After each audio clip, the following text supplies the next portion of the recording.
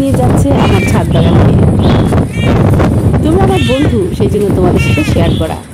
দেখো বাতাসের তোড়ে বিড়ালগুলো খানিকটা ভয় পাচ্ছে, এদিক সেদিক ছোটাছুটি করছে। তবে ছোট বিড়াল ছানাগুলো এখনো বোঝে না কোথায় আশ্রয় নিতে হবে, কি করতে হবে। আমি বিড়ালদের কথা এই জন্যই বলি, আমার ছাদ বাগানে গাছ এবং বিড়াল ছানারা একসাথেই বড় হচ্ছে। কিছুদিন আগেও 4টি বিড়ালের জন্ম হলো এই ছাদ বাগানেই।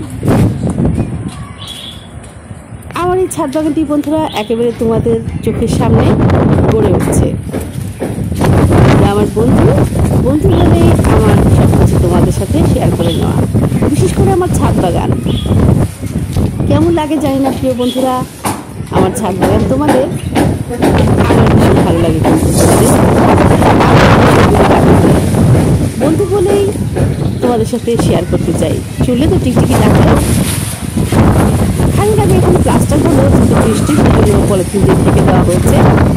চলো সামনে এগিয়ে যাই। আমি তোমাদের দেখাতে চাচ্ছি, ওই যে সামনে দোতলা ঘরটা আছে না, দেখতে পাচ্ছ কি? ওই দিকে ওই দোতলা ঘরের যে বেঞ্চটা আছে সেটার নিচেই মূলত বিড়ালগুলো থাকে।